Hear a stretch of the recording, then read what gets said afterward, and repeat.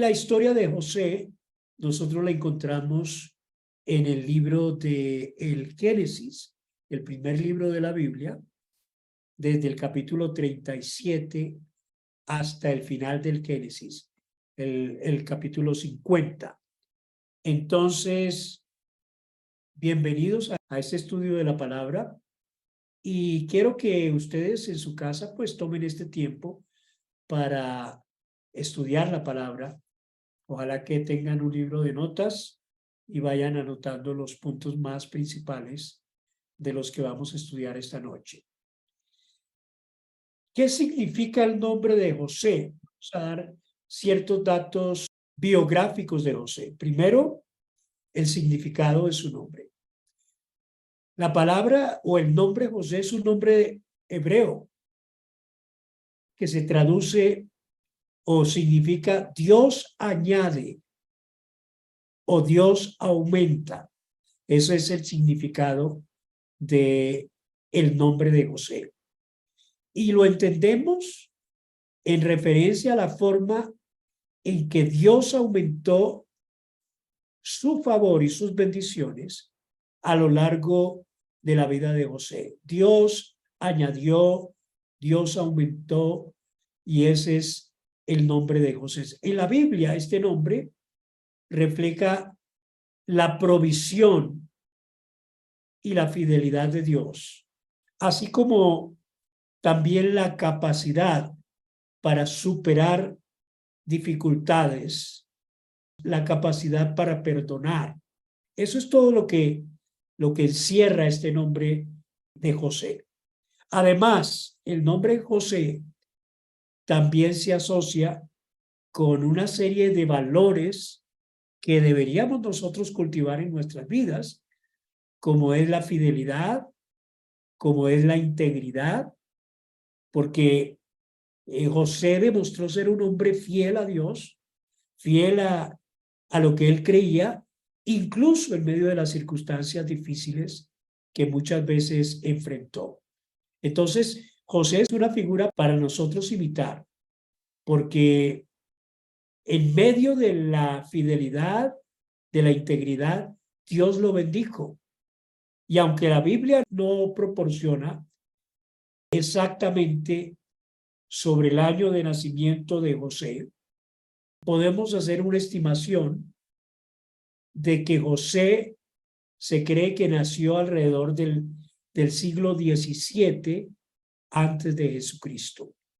Es decir, toda esa generación nació en esa época, en el siglo XVII antes de Cristo. ¿Dónde nació José? José nació en Canaán, que es la región conocida hoy en día como Israel.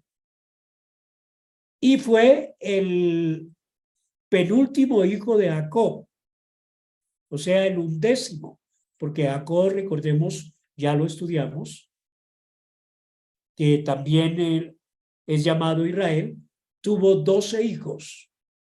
Y José es el primer hijo de su esposa Raquel. El lugar exacto de nacimiento, pues no lo dice la Biblia.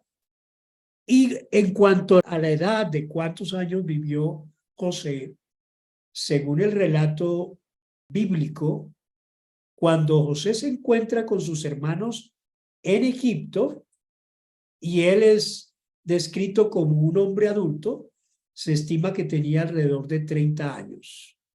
O sea que José fue vendido por sus hermanos más o menos cuando tenía unos 17 años, era un jovencito, y fue llevado como esclavo a Egipto y pasaron más o menos 13 años, ¿sí? Porque desde 17 a 30 hay 13 años, cuando vuelve otra vez a encontrarse con sus hermanos, ya siendo un personaje allí en Egipto. En su juventud, o sea, en sus primeros 17 años, José creció en una familia que era una familia nómada. Acordemos que su padre era pastor de ovejas. Y yo creo que sus primeros años los pasó en Canaán. junto con su familia, junto con sus hermanos, y vivió gran parte de su vida, la mayor parte de su vida, pues la vivió en Egipto, donde experimentó la vida en la corte del faraón. Y este es un caso de un hombre que pasó de la cárcel, de ser esclavo, a ser el segundo hombre más importante en Egipto. Entonces, mis hermanos, yo quiero que ustedes en esta noche puedan enamorarse de este personaje, porque en la Biblia es uno de los personajes más interesantes que hay y es el último personaje que vamos a ver en el libro del Génesis. ¿Cuántos años vivió José? Según la Biblia, José vivió hasta ver a su bisnieto Efraín. Y según los cálculos basados en la genealogía bíblica, se estima que José debió vivir como unos 110 años. Esa es la edad de José, 110 años. ¿A quién fue la esposa de José? La esposa de José, la Biblia la menciona, fue Asenat, con T al final y sin H, que es conocida también como Asnat. Esta mujer era hija de un sacerdote de Heliópolis, en Egipto, y ellos se casaron y tuvieron dos hijos que son muy nombrados en la Biblia. Los hijos de José eran Manasés y Efraín. Y acordémonos que Manasés y Efraín se convirtieron en tribus importantes dentro del pueblo de Israel. Entonces, aquí quiero hacer un paréntesis y decirles lo siguiente. Las 12 tribus de Israel generalmente se consideraban los 12 hijos de Jacob, ¿sí? Pero Manasés y Efraín fueron añadidos como tribus de Israel. Y esto se explica en el capítulo 48 del Génesis, cuando Jacob, ya en su lecho de muerte, o sea, el papá de José, bendice a los hijos de José. José lleva a sus dos hijos, a Efraín y Manasés, ante su padre Jacob, para que él le dé una bendición patriarcal. Era muy común, o es muy común en la Biblia, que los padres bendecían los hijos de acuerdo a su orden de nacimiento, es decir, la bendición mayor la tenía el primogénito. Cuando van estos dos muchachos a recibir la bendición de su abuelo, Jacob cruza sus manos y coloca su mano derecha, que normalmente con la mano derecha era que bendecía el primero o el primogénito. El mayor era Manasés, o sea que él tenía que haber puesto su mano sobre Manasés. Manasés estaba a su derecha, viendo al frente, y Efraín estaba a su izquierda. El primogénito era Manasés. Y cuando Jacob va a bendecirlos, él cruza las manos. Y entonces pone su mano derecha, que era la bendición mayor, sobre la cabeza de Efraín, y su mano izquierda sobre la cabeza de Manasés. Eso lo narra el capítulo 48 del Génesis. Y entonces José lo ve y se sorprendió y intenta corregir a Jacob, su papá, y le dice, papá, está equivocado, ¿por qué cruza las manos?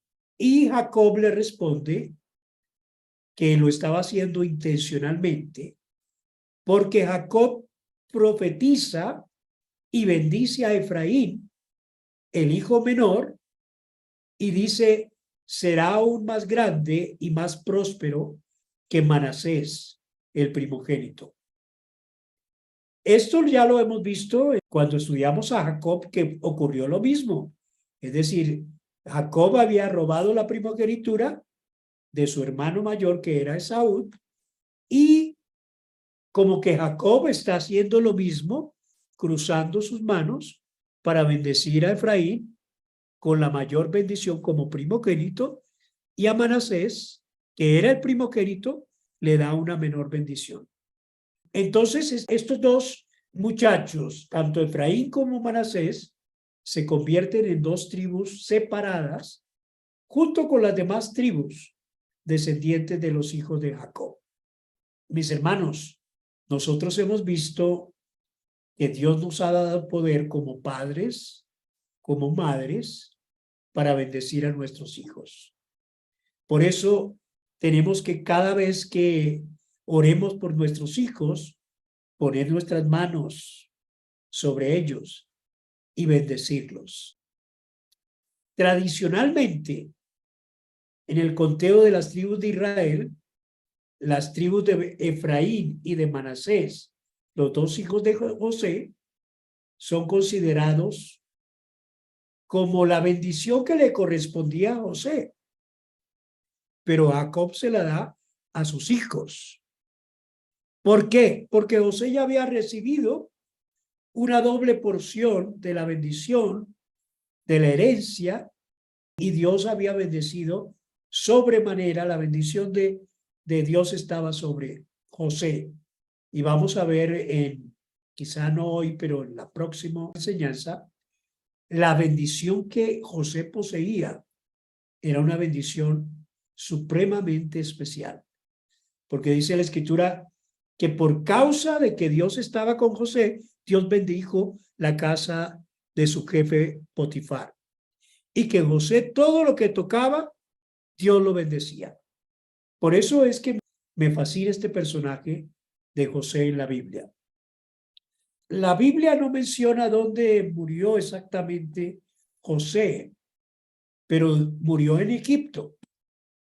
Y después de su muerte, su cuerpo fue embalsamado de acuerdo con las costumbres egipcias, como lo hemos visto. Por ejemplo, hay trabajos de embalsamiento tan famosos como hoy en día tenemos a uno que fue encontrado hace algún tiempo, Totalcamón, creo. Y el cuerpo de José fue colocado en un lugar, pero según el relato bíblico, José había hecho prometer a sus hermanos que cuando Dios lo llevara de este mundo, ellos deberían llevar su hueso, su cadáver, y enterrarlos en su tierra. Y siguiendo el deseo de José, muchos años después, casi siglos, los israelitas que fueron liberados por Moisés llevaron los restos mortales de José, y en el Éxodo fue llevado el cadáver de José y finalmente lo enterraron en Siquem, en la tierra de Jacob, una tierra que Jacob había comprado como heredad para su familia y que es un lugar sagrado para los israelitas en este tiempo. Entonces, más o menos esa es a grandes rasgos la historia de la familia, la historia de José. Vamos a mirar la primera parte esta noche de la vida de José con su familia, es decir, hasta más o menos los 17 años. Y esto es lo que narra el capítulo 37 de Génesis. A pesar de ser casi que el penúltimo hijo, es conocido por ser favorito de su padre. El versículo 3 del capítulo 37 dice que era porque lo había tenido en su vejez. Y esto del favoritismo ya lo hemos tocado en lecciones anteriores. No es bueno, porque esto fue lo que causó celos y envidia entre sus hermanos.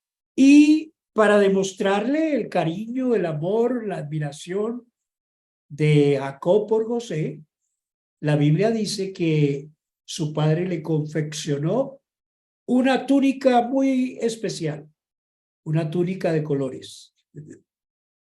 Y esta túnica era una prenda que representaba el honor y la predilección de su padre por José. Y al dársela a José, estaba demostrando abiertamente, pues, que José era un hijo muy apreciado por Jacob. A lo largo de la historia de estos 17 años de la vida de José, esa túnica de colores representó como esa unión íntima entre José y su padre. Él tenía una posición especial en la familia, porque era una prenda única y yo creo que era muy bonita y muy especial. Pero mis hermanos, los hermanos de José, se volvieron cada vez más resentidos con José. Estaban celosos porque su padre prefería a José. Y José, dice la escritura, que era un soñador. Un soñador. Y José tiene sueños proféticos, sueños que venían de Dios y que anunciaban en cierta manera el propósito de Dios. Dios lo creó para ser líder. Y para ser líder, tanto sobre sus hermanos, sobre su familia, pero para ser líder allá donde Dios lo llevó a Egipto. Y mis hermanos, cuando se cuenta los sueños, pues ¿quién dijo miedo? Porque el resentimiento de sus hermanos aumentó y dice que lo odiaron y lo querían matar.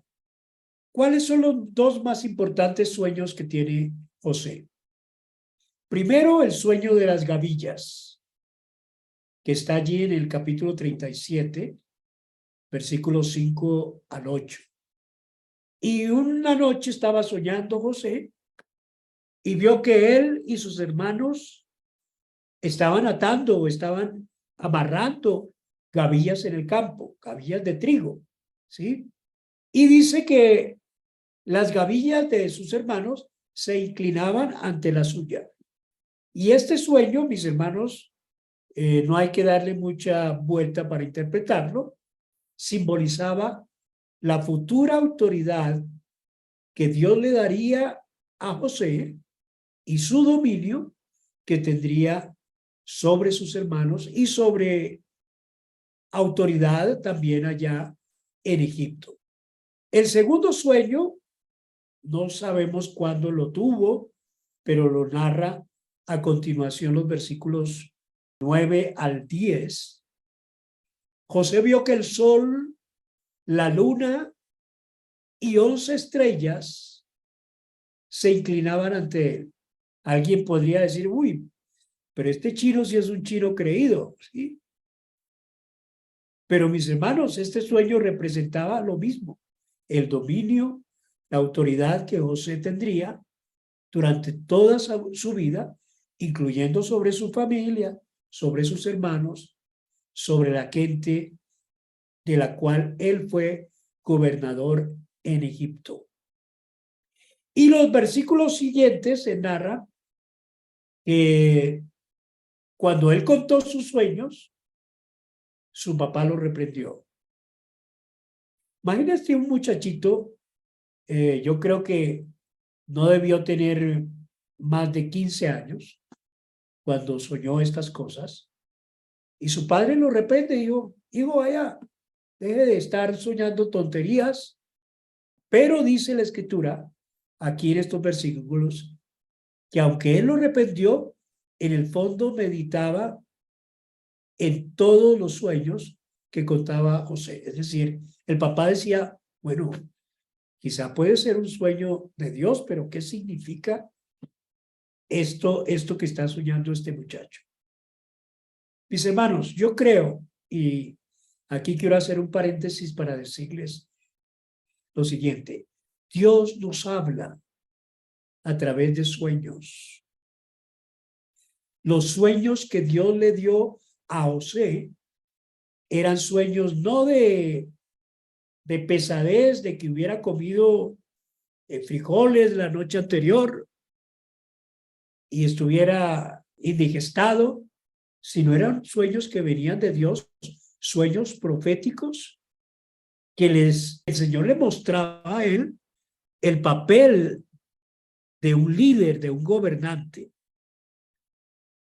Y claro, cualquiera de nosotros hubiera sentido envidia, como los hermanos de José, quienes no estaban dispuestos a aceptar la autoridad de José, porque los hermanos de José ya eran unos grandulones, ya eran hombres hechos y derechos, y que José, un peladito, un muchacho jovencito, tuviera estos sueños, pues a ellos les parecía esta cuestión ridícula. Cuidado cuando tengamos sueños de Dios, porque cuando Dios nos hable por sueños, es importante, muy importante, tener y pedirle a Dios discernimiento. No todos estaremos dispuestos a comprender y a recibir los mensajes de los sueños. Sus hermanos, José, tuvo sueños proféticos, tenían un propósito divino, sus sueños procedían de Dios, pero sus hermanos no lo creyeron, ¿sí? Y estaba viendo yo en la Biblia, mis hermanos, y en la Biblia hay un versículo que quizá ustedes han leído, pero que habla sobre esto, de cómo Dios habla por medio de los sueños. Mire lo que dice Job, capítulo 33, versículos 14 al 18. Anoten esta cita porque les va a volar la cabeza. En la Nueva Versión Internacional dice lo siguiente: porque Dios habla una y otra vez, aunque nadie le presta atención, en sueños, en visiones nocturnas, cuando el sueño cae sobre las personas, cuando se quedan dormidas en su lecho, Dios les habla a los oídos. Y miren para qué Dios nos habla. Y les advierte de su conducta pecaminosa. Les advierte para que se aparten del mal. Les advierte para preservarlos de caer en la soberbia y librar su vida del abismo. Este pasaje es un pasaje muy importante.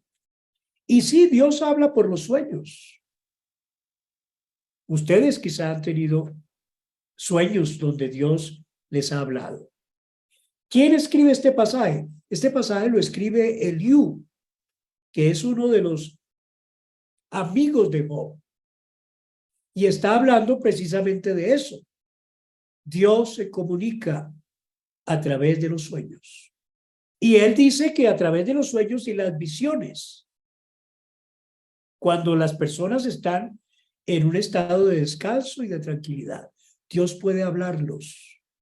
Dios puede advertirnos sobre nuestra manera de vivir. Dios puede decirnos para que nos apartemos del mal. Dios puede preservarnos para que no caigamos en soberbia, en destrucción, como dice este pasaje.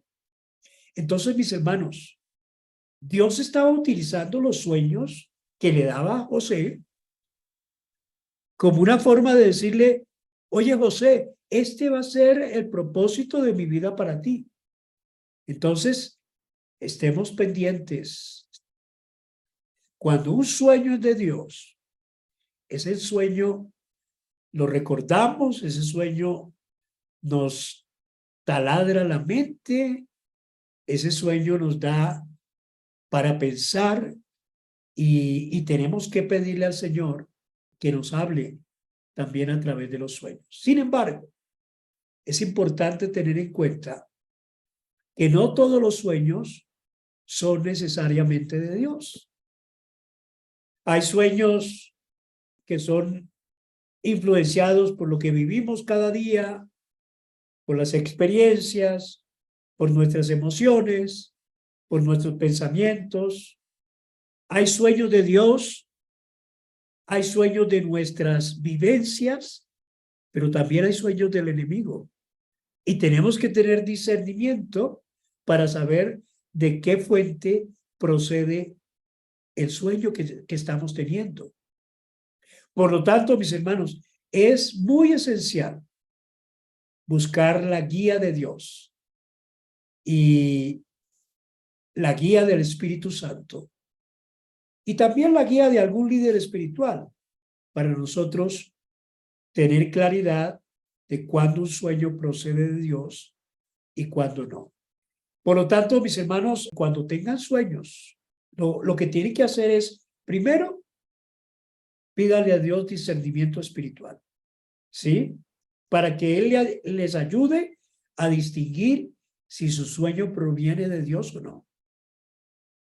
Segundo, pidan confirmación. Dios puede confirmar un sueño a través de esta palabra. O Dios puede confirmar un sueño a través de un líder espiritual maduro. Evaluemos la validez de nuestros sueños. Y la tercera cosa es que si tienes un sueño, considera el propósito por el cual Dios te está dando ese sueño. ¿Hay algún mensaje en el sueño?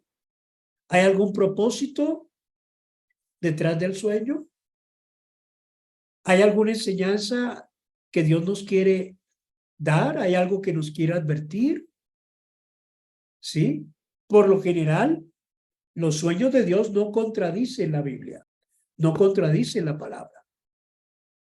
Y la cuarta cosa es que cuando tengan sueños de Dios o sueños diferentes, si quieren saber cuándo es un sueño de Dios, oren, busquen la dirección del Espíritu. Pídale al Espíritu Santo que le ayude a entender y a interpretar. Él les da sabiduría. Y los sueños de Dios vienen de acuerdo a los propósitos que Dios tiene con nosotros. Entonces, este muchacho era un soñador. Este muchacho, Dios le daba un sueño a José de lo que él iba a hacer en la vida. Qué bueno. Y yo creo, mis hermanos, que Dios quiere mostrarnos el propósito de nuestras vidas. A veces hacemos de nuestras vidas lo contrario a lo que Dios quiere que hagamos. Y nos metemos en unos líos, en unos problemas. Tomamos decisiones locas a la carrera. Y después el problema es que cuando tomamos decisiones a la carrera, estamos siendo esclavos de esas consecuencias de la decisión que no tomamos, buscando la dirección del Espíritu Santo. La historia continúa y José es vendido como esclavo. En el capítulo 37 que estamos mirando, se narra cómo José es vendido por sus hermanos. Un día que sus hermanos se fueron a trabajar al campo y no llegaban, Jacob como padre se preocupó por ellos. Ellos estaban pastoreando en Siquén. Cuando no llegaron, dice que Jacob le dijo a José, José, ve a ver qué pasó con sus hermanos. Encuéntrales y diles que los estoy esperando. Y cuando él llega allí, pues no encuentra a nadie, no encuentra a sus hermanos, ya que sus hermanos, alguien le dijo que sus hermanos se habían ido a otra ciudad, a Dotán. Dotán. Estas dos ciudades son importantes. Siquén, donde estaban trabajando, ellos dejaron trabajar, de trabajar y se fueron a Dotán. Siquén es una antigua ciudad que la menciona la Biblia y está ubicada más o menos en la región de Samaria, lo que hoy es en día Cisjordania. Allí está Siquén. Y se encuentra aproximadamente como a unos 60 kilómetros, está cerca de Jerusalén, como a 1 hora en carro en Jerusalén, pero en ese entonces estaba más, no había el transporte que tenemos hoy en día. Y era la otra ciudad donde ellos estaban. En Siquén es importante, ¿por qué? Porque allí se cree que estaba el pozo de Jacob que menciona la Biblia. Allí fue el lugar donde fue enterrado años después Jacob, en esa misma región. Y Dotán era otra ciudad que habla aquí este pasaje, y aunque su ubicación no está confirmada, se cree que esta ciudad estaba en la región de Galaad, al norte de Siquem, cerca del río Jordán. Y actualmente esa región es una región de Jordania o de Siria. Están muy cerca esas dos ciudades.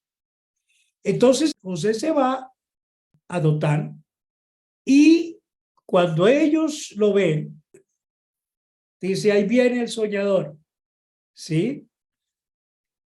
Ahí viene el que nos sapea con nuestro padre, porque siempre que hacían algo malo, los hermanos, José se lo contaba a su papá. Y entonces la historia toma otro giro, un giro trágico.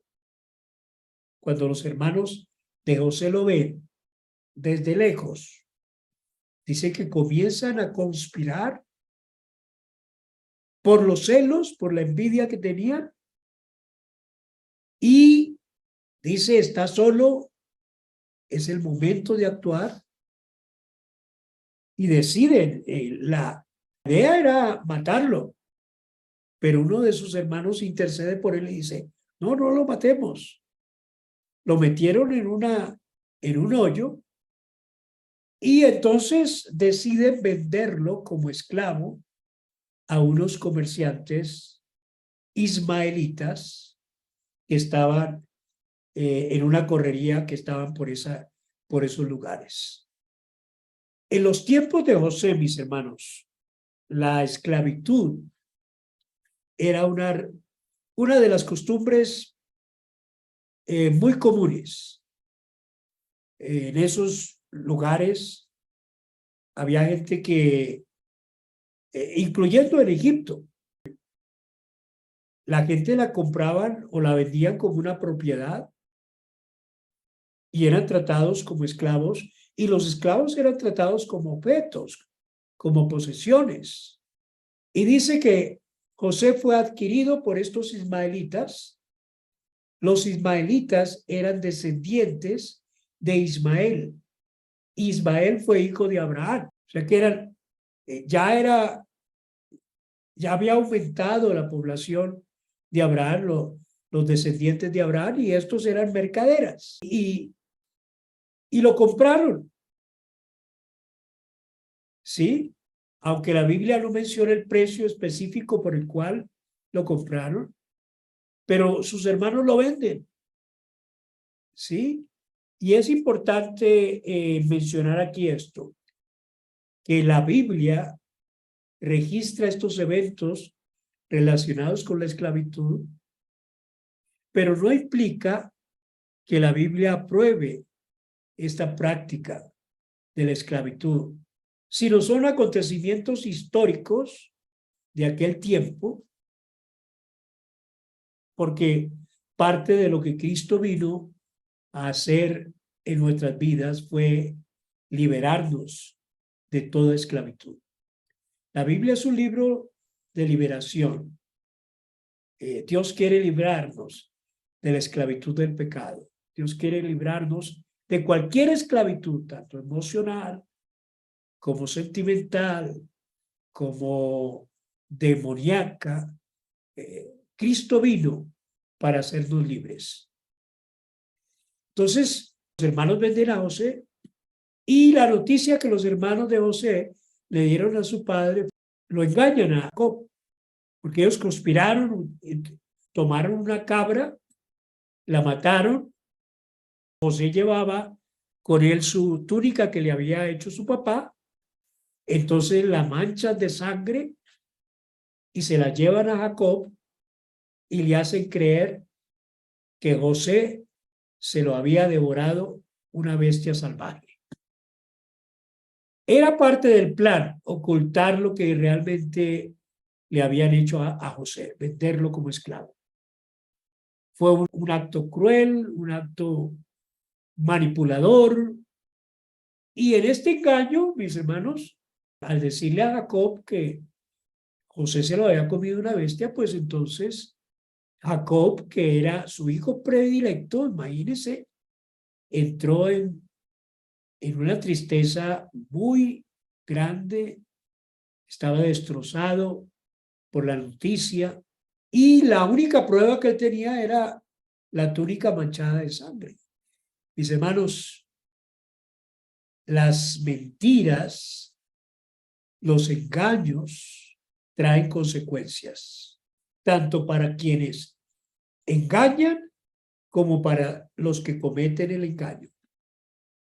Nosotros como creyentes somos personas que debemos hablar siempre la verdad, siempre en integridad en nuestras relaciones con la gente, porque el engaño puede causar un daño duradero. El dolor de Jacob es evidente, su amor profundo por su hijo José lo destrozó. Y dice la escritura en este capítulo que Jacob se negó a ser consolado, que lloró amargamente y entró en un largo periodo de luto por pérdida de su hijo amado. Y esto llevó a Jacob a amar entonces a su hijo que le seguía, a Benjamín. La historia de Jacob y José nos recuerda a mí en esta noche el poder del amor por nuestros seres que amamos, por nuestros hijos. La pérdida de un ser querido es algo que nos entristece. Es algo que envuelve un dolor emocional, un dolor psicológico. Yo creo que perder un hijo debe ser algo muy, muy complicado. Madres que tienen hijos enfermos pueden sentir también ese dolor, porque como padres y como madres, amamos nuestros hijos y queremos que nuestros hijos estén bien. Entonces, mis hermanos, ya como el tiempo se nos está yendo, quiero que miremos algunas enseñanzas prácticas de lo que hemos visto hasta aquí y después voy a abrir por si hay preguntas para contestarlas. ¿Qué enseñanzas nos deja esta historia? La primera parte de José hasta sus 17 años. Creo que la primera y algo que ya hemos tocado es que el favoritismo en la familia, el favoritismo por los hijos, trae consecuencias negativas. Esa es la primera enseñanza.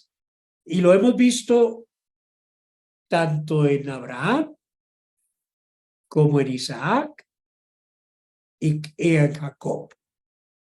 El favoritismo que mostraba Jacob por su hijo José causó resentimiento entre los hermanos. Y esta historia nos enseña, mis hermanos, que el favoritismo de la familia trae consecuencias negativas. Tenemos que tratar, si hay más de un hijo, de una manera justa, equitativa y amorosa, para que no se creen odios entre los hermanos y para que todos vivan en paz dentro de la familia. La segunda enseñanza que yo saco de esta primera parte es que debe haber una comunicación abierta para poder nosotros resolver los conflictos que se presentan en la familia.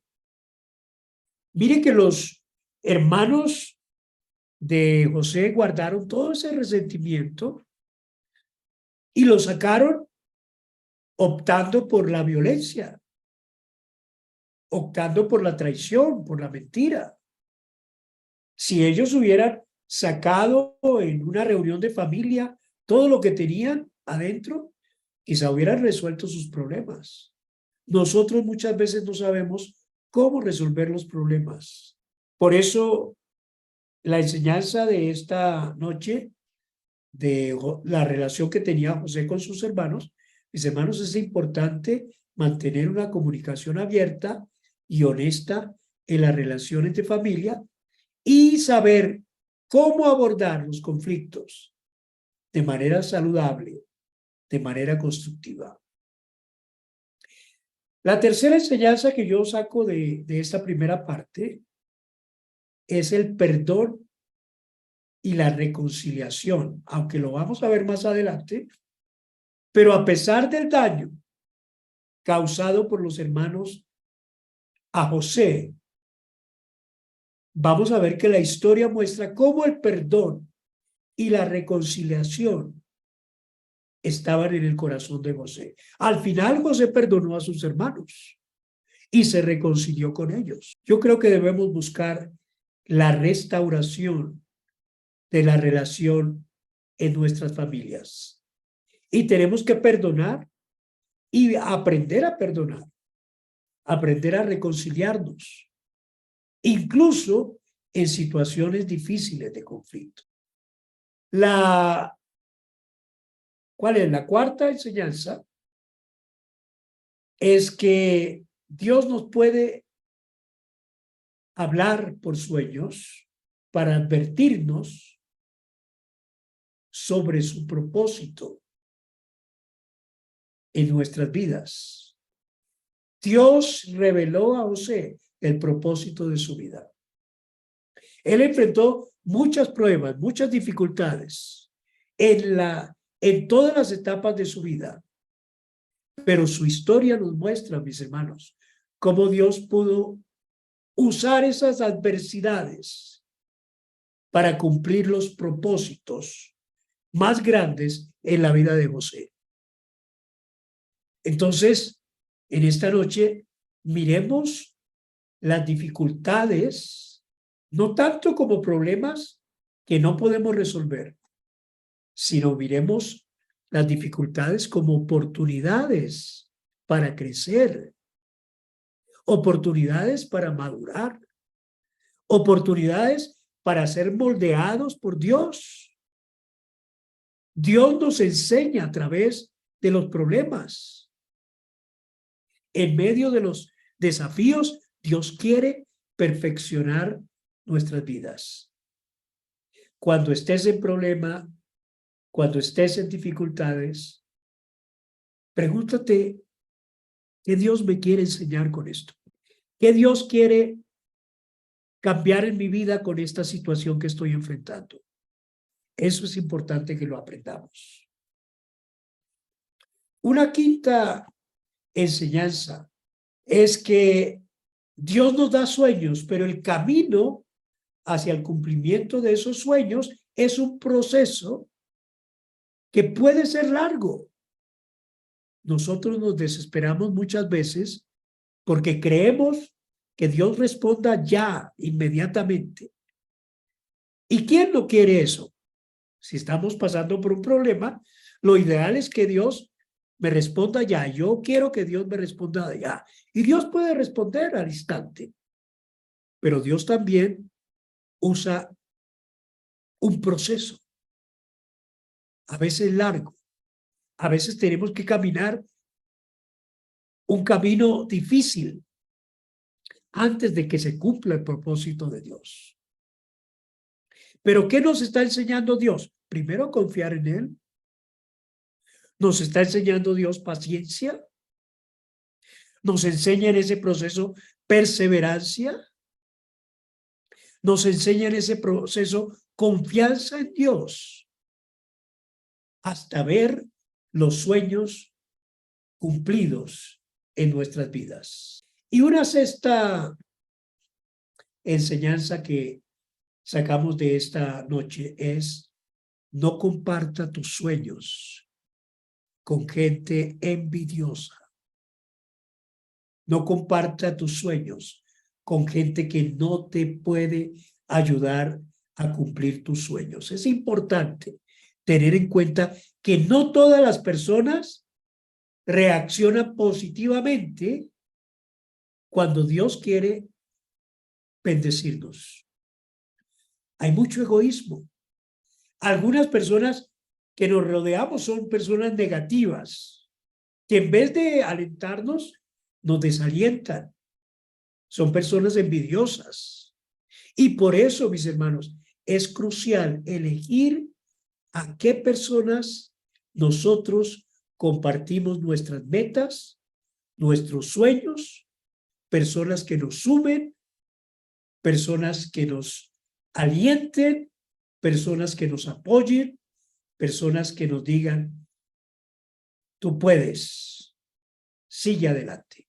Entonces, rodéate de personas que te sumen, no que te resten, que te apoyen, que te alienten, no que sean envidiosos y te desalienten. Comparta los sueños con esas personas que están dispuestas a animarte, esas personas que están dispuestas a recordar el objetivo del sueño que estás persiguiendo y a ofrecerte apoyo tanto emocional como apoyo espiritual. Entonces, que Dios nos ayude, porque es una responsabilidad para nosotros el poder ser instrumentos de Dios y que Dios cumpla los sueños en nuestras vidas.